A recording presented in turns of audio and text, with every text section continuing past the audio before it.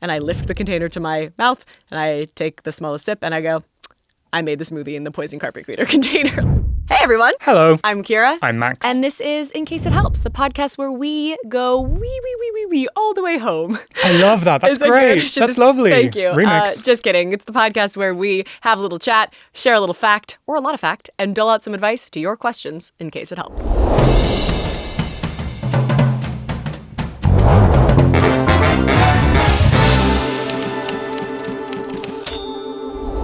How's your week this week? Currently, everything hurts in a good way because yesterday I did what I call summer camp day, which is one of my favorite kinds of days. It's where I don't have anything needed of me and I am able to just schedule myself all of my favorite fitness hobbies back to back to back. Ideally, some inside, some outside. Also, there are a few hobbies of mine that I got really into several months ago and had to put on pause for work. And I've been kind of scared to go back in case I got bad. So I've been really wanting to break the seal and I just did it all in one day yesterday. So I took myself indoor rock climbing, bouldering, made a couple friends, finished it off with a great pull day workout at the gym. Then I took myself figure skating, didn't wipe out, was able to do a couple of my jumps. Also, my 3 closest skating friends happened to be there. Super fun. Skated. Came home, quickly changed and took myself out on a gorgeous sunset hike. I did the long version of the hike and it timed out with the sunset perfectly. My legs were screaming at me, but it was super fun. And I had drank some yerba mate at the climbing gym in the morning, so I had some caffeine fueling me.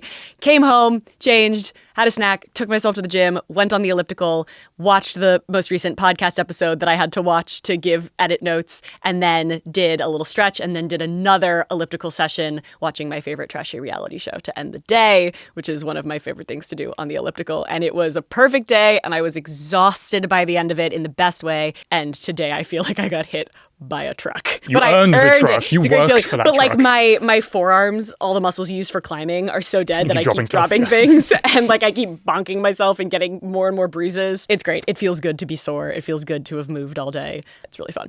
How's your week? My week was excellent. It was almost the polar opposite of that. I was sat indoors at my desk working and it was very, very productive, but I didn't see the sunshine, so I feel a little vampiric this week. However, it's my birthday It's today. Max's birthday as of filming this. Will you permit me to be a little maverick as a gift? Yes. Can I change the order of the questions? Because I really want to know your fact first. Ooh. Can I ask you a question? Yeah, you can ask my fact first. Kira. Max. What was the best fact you learned this week? This week I learned that old books smell like vanilla because there is a compound in the paper from the wood called lignin, and as it breaks down, it converts into vanillin, which is the thing that smells like vanilla. So old books smell like vanilla because they are vanilla. That's super cool. Isn't that cool? We like vanillin in another context, in wine aging. We were talking about wine a couple episodes ago, when people age wine in oak barrels, which happens to some red wines. Some specific breeds of oak impart vanillin as a compound into the wine, and that's why some old red wines smell like vanilla. Very cool. Vanilla bean pods grow from orchids, and it's only one pod per orchid. That's why they're so expensive. Fascinating. Like saffron or cashew nuts. You guys know how cashews grow? Oh my god, this is crazy. Sorry to give you another fact, but Never, ever apologize for that. cashew nuts grow on the bottom of a fruit called a cashew apple, and you have to harvest the whole one apple to get one cashew nut. That's why a bag of cashews is so expensive. If a thing that comes from the earth is very expensive, it's probably a hint that it's really hard to harvest. You can eat cashew apples. We don't in America. I would like to try one. Yeah. I love trying exotic Do you eat them fruits. just as an apple or as a chutney or stew or whatever? Apparently they're kind of bitter. But, we like bitter things. I like that. A few years ago for my birthday, Max got me a big box of fruits that we don't have in the States. And it was really fun to try custard apple and a bunch of... Big up mangosteen. Mangosteen. Big up mangosteen. Durian.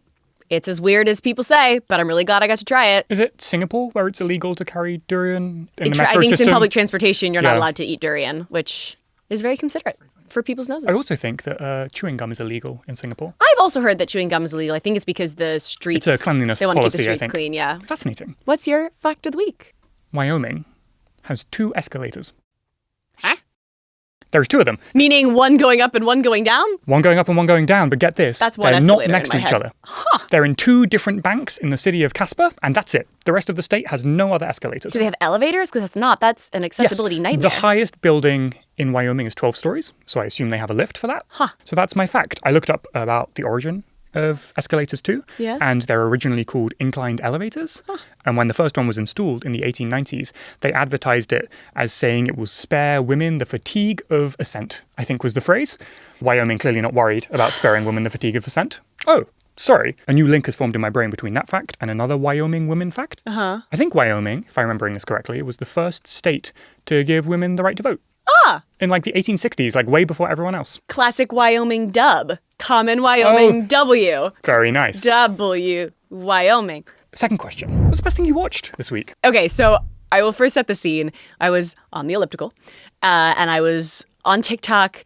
I had found this kid who was spinning like early 2000s records and doing these great remixes of songs that came out before he was born, but he just like had his finger on the pulse, and it was super fun to be like scrolling through and working out to. And it just made me really nostalgic for early 2000s club music. So I went on YouTube and I found like an early 2000s party music mega mix with like a visual. It was like POV, it's 2004 and you're in the club. And I started, and I think a Rihanna song was the first one that came on, and I actually just started sobbing. I wish I were joking, but like something about the nostalgia for that time. Middle school dance type energy? Yeah, like the nostalgia both for that time in my life and also the sort of like sadness for a world with what I would call simpler problems. Like I know every generation is like, this is the worst the world has ever been, but like everyone can agree that like the advent of like AI and social media has changed the landscape to a point where like things were in a lot of ways just simpler before. So I started crying immediately, and I immediately went and looked up like if there were any early 2000s club nights in LA that I could go to, and I found one that was a few days later, texted my friend, bought tickets for us, and we did actually end up going out to that like early 2000s club night. They played a lot more like 2010s music than I wanted. I wanted Akon. I wanted Sean Paul. Yeah. I wanted like 2004, not 2009. But there were some good bangers thrown in there too, and we had an absolute blast. Here's me at 2000s club night. If I really wanted to be biblically accurate, 2000s, I would have worn heels, but we were trying to be comfortable because we were like bar hopping in Hollywood. So, yeah. Best thing I watched this week was POV, it's 2000s and you're in the club. And then I went to the club and it was great. I love it. What's the best thing you watched this week? Superman. Yes! Yes! Because I'm a punk rocker. Yes, I am. You don't need my take on this. It's great. If you haven't seen it, watch it. If you have seen it, watch it again. If you've seen it and you didn't like it, you're wrong, watch it again. Crypto, I would die for. Nicholas Hoult is a god on this earth. The writing is fun and it's colourful and it's full of heart and it delighted me. Sorry, real quick. Nicholas Hoult, incredibly underrated. He's like one of those guys who like happens to be kind of attractive, but doesn't let that stop him from being like a super weirdo in his acting in like the best possible way. He also just seems disgustingly lovely. Yeah. Just every interview, I'm just like, how do I get an ounce of that level of charm? Yeah, I know that every press tour is inherently propaganda, but the Superman press tour did work on me. The three of them are incredible. The three of them are lovely. So much so that Max and I are being Superman and Lois. By the time this is out, that has already happened, so insert photo. It was so great. And we saw it with a couple of our Thundermans writers, showrunners, producers. And, you know, given we've been making superhero content together for 12 years, it was really fun to like go see a superhero movie together. They have like an encyclopedic knowledge of the history of like comics. They're like comic people turned brilliant, funny writers. And I don't have that, A, because we weren't really around in that time period of the 60s and 70s when all these characters were starting up. Did you just call them old? No, I think I called them informed. Okay. I think. Bet. Older than us, Yeah. and therefore we have much to learn from them, and learn we did, and it was lovely and a lot of fun. Also, I know this is a slightly like done take at this point, but every frame I could see what was happening. Yeah, it's lit Props well. to the DP and the gaffers. You guys crushed it. Was not I dark. could see. Also, I die for Crypto. Based on James Gunn's real dog, I think. Yes, he did the Didn't they motion capture mocap? reference. I'm also excited to see Millie as Supergirl. Yes. I think that's very gonna be interesting really way cool. to announce a character. Cool Super casting. Anyway, Superman was the best thing I watched this week. I loved it. Great. Next question. Yeah. Best word that you learned this week. Parsimonious, which means stingy and cheap. Yep. And it turns out there are a couple of characters named Parsimonious, I guess to imply that they are stingy and cheap, which is very funny. The only one I can think of is Mr. Parsimonious from Bleak Expectations, a British radio play. I think that's the one I found. Who, every time they introduced him, they say, this is Mr. Skinflint Parsimonious is his full name. Ironically, the most generous of men. Very and good. he just wants to give everything away all the time, and he's incredibly charitable. He falls to his death when Mr. Gently Benevolent, the villain, pushes him off a roof. So clearly, like, they're doing a little inverse. Actual meaning of irony. Actual meaning of irony. I vaguely remember when we first started dating, I like couldn't fall asleep one night and you were like, here, listen to this podcast. It'll help like lull you to sleep. And I'm not someone who can really fall asleep listening to things because I'm engaged in the narrative and want to like see where it goes. But you put on Bleak Expectations and I like have such weird half awake memories of it. But I do remember somebody falling out a window, being defenestrated. Defenestration. I don't like that it happens often enough that we have a word for it, but we do. What's the best word you learned this week? I learned tawdry this week. Good which, it's nice. It's sort of a little blingy, a little sort of opulent but cheap. Garish. And garish, gaudy. It's not a mind-blowing word, but what was mind-blowing is where it comes from. You know this one? No. It's a shortening of St. Audrey. St. Audrey. What? Specifically, St. Audrey's lace. This was like a fashionable ribbon that they used to give out in like medieval fairs. And it was really expensive. And so cheap imitations started flooding the market. And instead of St. Audrey's lace, that became Tawdry lace, which just became tawdry because it's the cheap imitation of something fancy. I love that. 2 more questions. Yeah. What was the best thing you ate this week? Can I instead give you the worst thing I ate this week? Sure. A sip of poisonous carpet cleaner. Oh, yeah, that was bad. Actually, I don't think I ingested very much at all. I think I ingested like the teeniest, tiniest bit, as evidenced by the fact that I am alive. Still kicking. But we rented a carpet cleaning machine, which you can do. It was great. And you buy like carpet shampoo that you put into the thing. And we decided to use this sort of plastic container that we often use to make smoothies. And I said to Max, hey, I'm using this plastic thing we use for smoothies. Don't use it for food. Don't drink out of it. I'm putting the poisonous carpet cleaner in. So I put the poisonous carpet cleaner in it. And we had poured most of it into the tank. And there was just like a little residual of it left. Not enough to like really see. And I was like, hey, honey, I'm going to make a smoothie. I'm not going to use the plastic thing that has poison in it. Started making my smoothie. Grabbed my milk. Poured it into my container. I realized, it's actually a little bit too much milk. I'm going to pour a little back into the bottle, which you shouldn't really do. But it's my own home. We'll get through it quickly enough. It's fine. And I keep making my smoothie. I make my smoothie and I blend it and I lift the container to my mouth and I take the smallest sip and I go, I made the smoothie in the poison carpet cleaner container. Like I just went on autopilot and I was like, damn, okay, I need to rinse this out. I need to start over.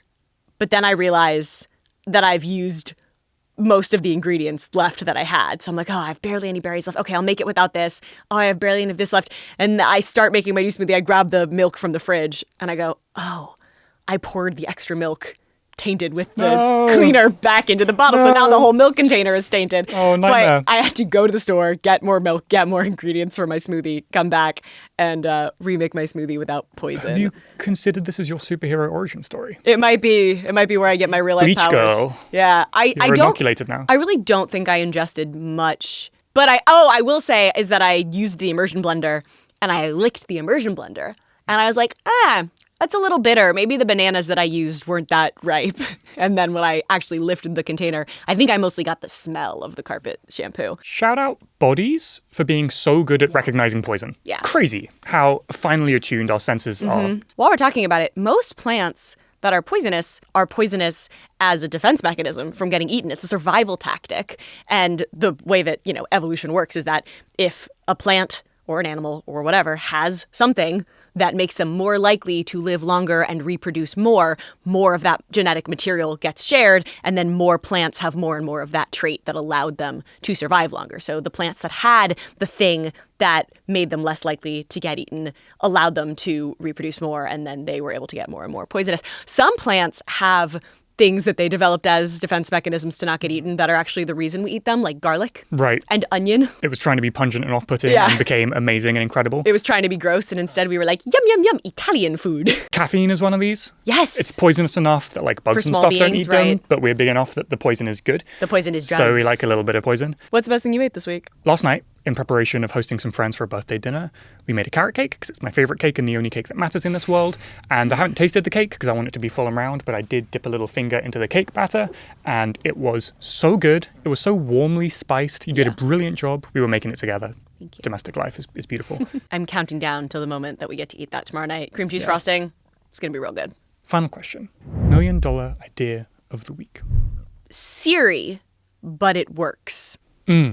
It's so close to being good, but every time I try to use it to be like, make a reminder for 2:00 to put the laundry in the dryer, and it makes it a reminder at noon that's called for 2:00 dryer. Yeah. Or also, it's always putting punctuation in things commas. for no Siri reason. is obsessed with commas. And it's so bad, it's wrong. It'll put periods. It'll be like, that'll be good if we want to go to dinner earlier. And it'll be like, that'll be good, period. if we wanna, comma, go, comma, to dinner. I'm like, that's not even correct grammar. Like, it's not even that you're being too grammatically correct. It's just like random. Yeah. And it's an impressive technology at all that voice recognition even exists, that like we can speak into a computer and it can understand and write out the words, and that it's all just zeros and ones, and it can make us feel like we're, communicating. But it's so frustrating. The big thing that I want to see Siri be able to do, which I'm sure presents a ton of privacy concerns and issues, so maybe isn't possible, I would like it to be able to access apps. Yeah, for sure. I want to be able to ask it to change the temperature, to change the hue bulbs, to change everything else from my apps. I mean, whether we like it or not, I do think that that's all coming. And if we're going to be in an AI hellscape, it might as well be functional. Right. We don't need to get into it on AI right now, but I will say, like, if we are going to accept as a society all of the negative repercussions of AI, which it seems like that's just what's happening right now, I would at least like for there to be some positive repercussions as well. I don't know if you can use repercussions in a positive sense. I do think it has an inherently negative connotation. The boons. The boons, yeah. If you want the banes, you better have the boons. If you want the banes, you better have the boons. Banes and boon. What is your $1 million idea? I'm a pretty zen guy, For sure. I think it's probably fair to say, except for one specific moment, which is when I see someone talk to a barista, talk to the cashier, and the entitlement and hubris and ego that people communicate with service workers with pushes my blood pressure into the exosphere. It's like the one thing that does it. So when I'm president, I will be enacting jury duty for public service. Every citizen, every year, must do 3 days in a public service job. Every year it'll change what it is so that you get exposure to different parts of society and you get a better understanding of how it all works. You're trying to biohack empathy into people? Yeah, well, at best, I think it can breed compassion and better communication. But at worst, it'll at least, I think, dismantle some of the ego pretty swiftly. Yeah, totally. I think that'll make a better world because it's an ugly behavior. Yeah, I think everyone should have to be the person who puts away shopping carts at the Ralph's for a few days so that people will just start putting away their shopping carts. Have you heard of the shopping cart theory? Oh, like as a litmus test for that it community. tells you about somebody's values and morals and personality if someone chooses to put away their shopping cart when no one is looking and they get nothing from it. It's basically just a question of like, is this someone who will go out of their way to do something slightly more good if they get no reward from it? Yeah. I very much like to think of myself as somebody who, for the most part, does. Yeah. But I know some people who do not, and it's always jarring to me. Very, very strange behavior. I can't understand it. That's my $1 million idea of the week, and that brings us to the end of our hors d'oeuvres. Dang, already? Yeah. We gotta move. We got a birthday to celebrate tonight. Let's do some real questions. Let's do it. Our first question this week is from Alan. Alan says, my dad keeps telling me to stop saying like so much. I notice you guys don't do it. How do I learn to stop? That's funny. Part of the reason that I don't do it is actually because of something my dad said too, which is he did this to me. It was so annoying, but I'm going to do it to you because it worked. He said, when you use filler words every other word, this is the pace at which you're sharing information. Because he says, if you share information like this, you are saying less, because if you take those likes out of the gaps, right, you're just getting less information across for the same amount of time. So that really stuck with me. Yeah.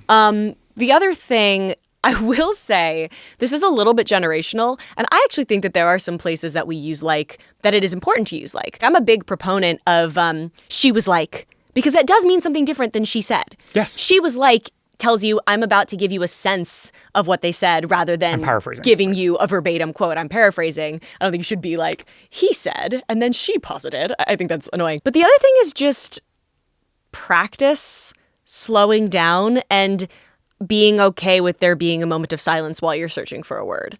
I think sometimes we feel like we have to fill all of the space, but there is a power that comes from just letting yourself get through your ideas. And I think you do come across as more confident when you're willing to let yourself find things and have moments of quiet.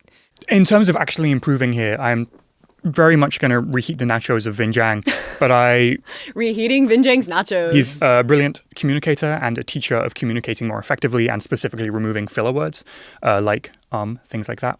And he has this exercise that I used to do a variation of that I think is incredibly helpful. Record yourself speaking, video and audio, for 5 minutes. About anything, things you see in the room, but it's unplanned and you're going off the dome. Leave it for a day so that you've got space away from it and time to reset. And then come back, turn the audio up to full volume, don't look at it, and just listen to how you speak.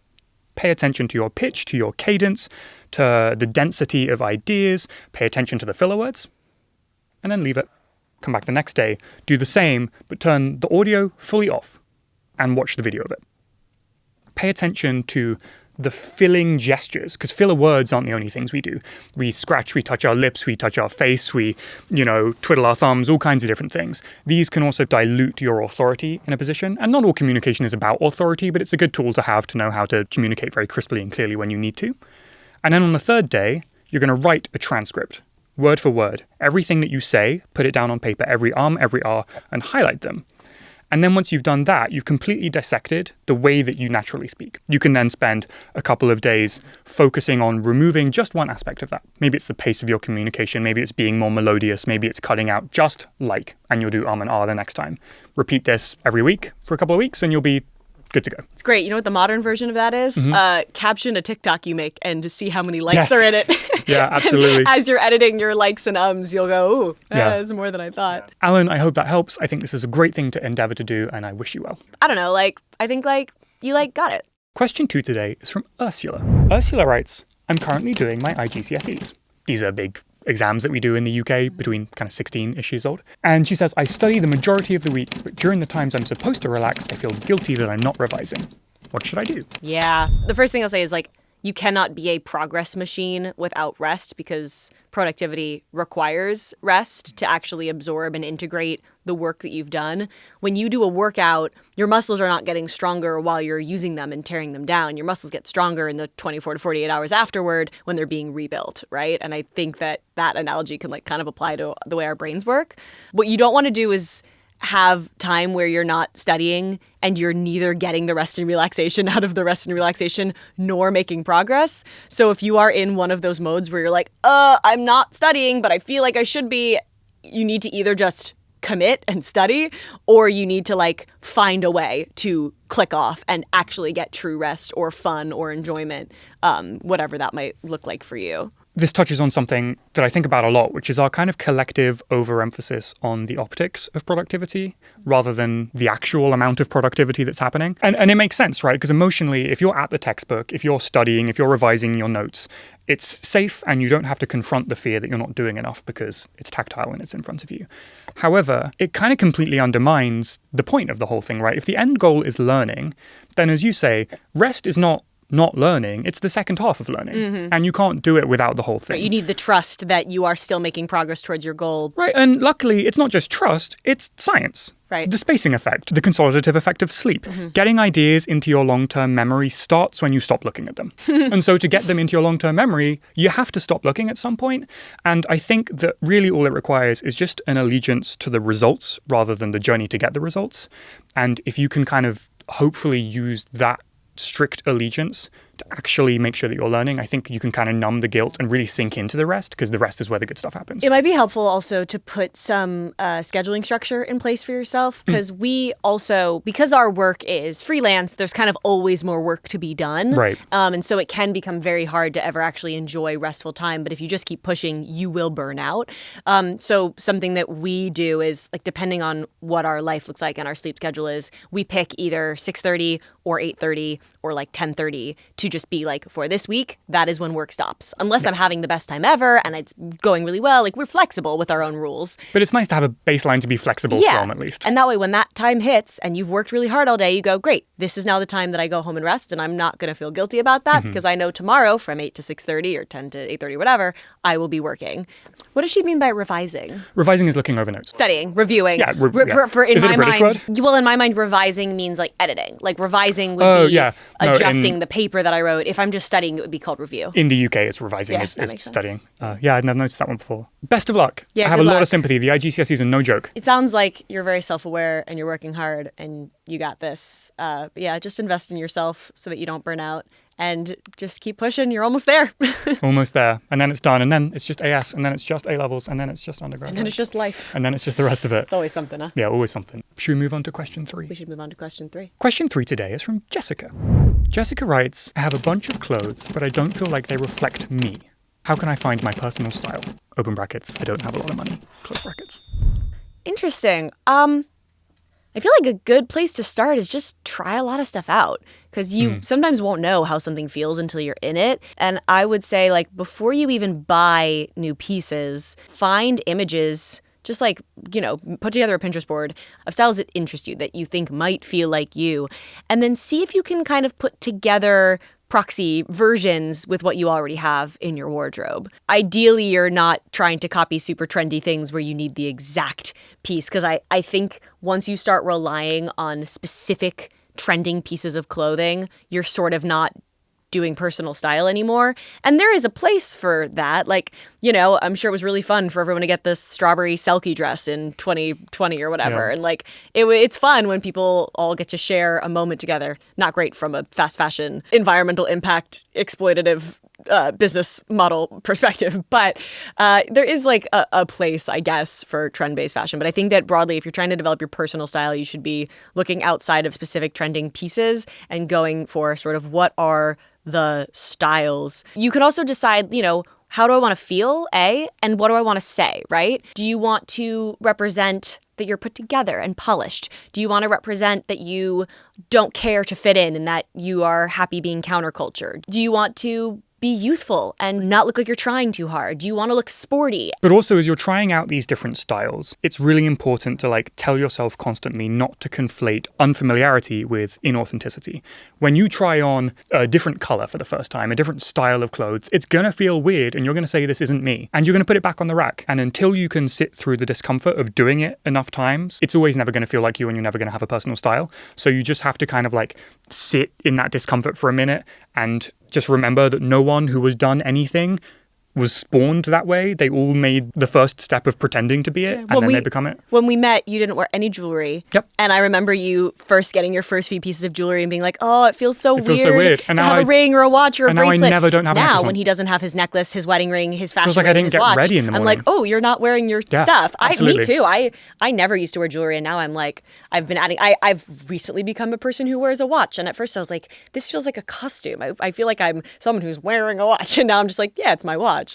Same with hats. You've seen the meme on TikTok that's like, oh my gosh, I wore this hat and everyone knows that I'm not a true hat wearer. Mm-hmm. Sometimes you're not something until you do that thing, and then you are that thing. The other thing, this is a cost, but it has drastically changed the way I interact with my wardrobe, is getting clothing tailored. If you can, it makes a huge difference to have your clothes fit you. And I didn't know this until I became an actor and started working on television and was making a TV show where every piece of clothing was being tailored to fit me, to look its best on camera. And it just made me realize you just feel so much better when your clothes fit you. Every person's body is so different. You can't expect mass-produced clothing to fit you right.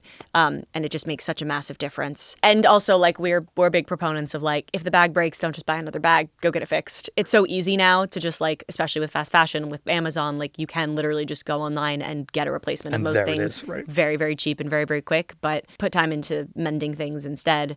And again, it allows you to invest more into pieces, but ultimately spend less money. And one final little note on this, just on the sort of the economics thing of this.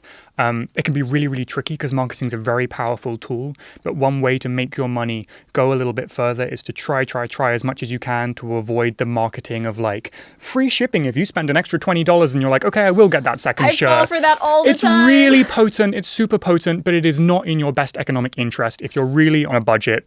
And even if you're not on a budget, it's just a good habit to get into to resist. Well, what if you can spend $6 more and then you get the $20 free shipping for free? Well, then you've done the maths and that works. But most of the don't time, spend $19 to get the $20 shipping. If there's a 10% discount that expires tomorrow, they've given you an urgency impulse. Don't bite the hook. You don't need to buy the extra 3 items because it's 10% off and it may not be 10% off later. That's not a profit. I always do that. Yeah. So just something to try and get into the habit of. And that way you remain in charge and not the company selling you the products. Just basically don't be afraid to play. Don't be afraid to make versions of other people's things. Copy them. Make cheap versions of nice outfits that you like before investing in the nice versions of them, and decide how you want to feel and what you want to say. When it does come time to buying things, obviously, if you don't have as many resources to actually duplicate what you're seeing, thrift stores are an amazing resource. Great place to donate and sell clothes that no longer feel like they represent you. Great place to acquire clothes within a budget. They're a great community resource system, and the more community resource systems we can have in place, the better. And unfortunately, once you're able, it is good to get to a point where you can be investing in slightly more expensive, higher quality pieces because they will actually ultimately save you money from a cost per wear perspective because you won't need to replace them as often, especially if you get used to mending and repairing clothes. Well-made clothes can last you longer and will ultimately cost less than buying cheaper things. But, if that's what's in front of you right now, then by all means, that's where you're at and that's what you have and that's totally fine. You can develop personal style with any budget. I think those are our 3 questions for this episode. I hope that helped. Have fun. Most importantly, on your personal style journey. It's been lovely. We Thanks have for to go. coming. We got to go. Celebrate Max's birthday. I'm old as the hills. Yeah, you're old and wise now. Yeah, absolutely. If you're not subscribed, please do. Write us your questions in the comments. Questions, on comments, Instagram, concerns. How's my podcasting? Blah, blah, blah, all good. And we will see you next week for another episode of In Case It Helps. We will. Ba-da-ba-ba-da-ba. A ship coming into port. Beautiful. Very nice. I was feeling boaty. Feeling boaty. Beautiful. Ciao, guys. Bye.